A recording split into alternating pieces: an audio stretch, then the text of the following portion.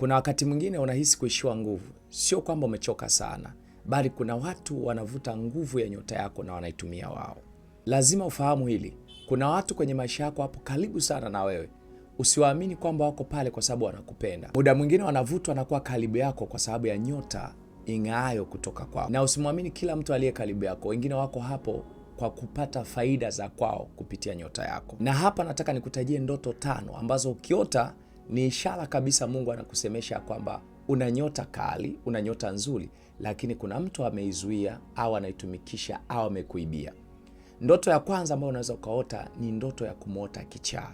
Unaweza ukaota kichaa na kukimbiza, kichaa yuko pamoja na wewe, kuna jambo anafanya, lakini ndoto yote inahusu kichaa huwa ni taarifa kwamba nyota yako kuna mtu anaitaka. Ndoto ya pili ni kuota unaanguka kutoka mahali pa juu. Unaweza ukawa unaona unaanguka kutoka juu ya jiwe, unaweza ukaona unaanguka kutoka juu ya miti mikubwa unaelekea chini. Maana yake ni Mungu anakupa taarifa kwamba kuna anguko lako juu ya nyota yako. Ndoto ya tatu unakuwa unaota upo gerezani, umefungwa gerezani.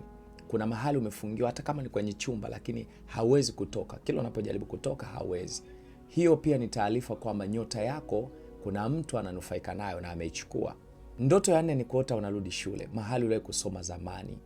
Inaweza kuwa shule ya msingi, sekondari, hata kama ni advance, lakini ulisoma zamani sana. Sasa unapokuwa unaona unarudi kwenye lile eneo, nadhani bado kuna shida kwenye ulimwengu wa nyota. Na hii ndoto nimeielezea kabisa, iko YouTube pale, unaweza kuisikiliza vizuri. Nimewekea na maandiko, utaelewa vizuri kwamba kwa nini unaota uko shule kila leo. Ndoto ya 5 unakuwa unaota unapoteza vitu vyako vya muhimu sana. Unaweza ukapoteza pesa, nyaraka zako, unaweza ukapoteza simu yako, unaweza ukaibiwa vitu vyote vya ndani vya thamani sana.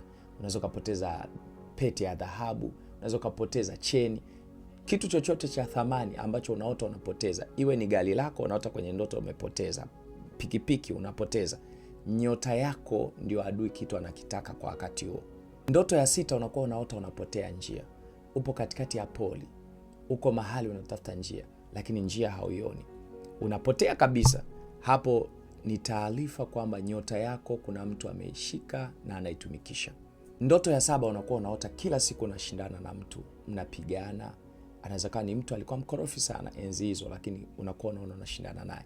Ni mtu unamjua au humjui, ni jirani, ni ndugu, lakini unaona kwenye ndoto kila leo unapigana naye, unapambana naye, mnashindana kabisa kama ni ngumi. Hapo ni taarifa Mungu anakuambia kama makini, nyota yako kuna mtu anahitaji kuitumikisha.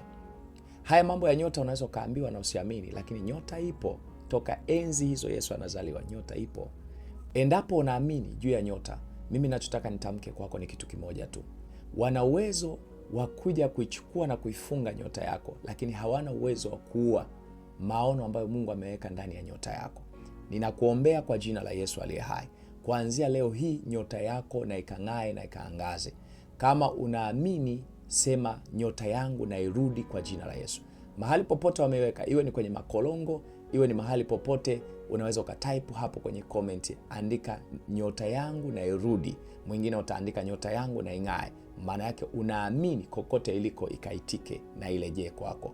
Uende ukafanikiwe kwa jina la Yesu. Amen.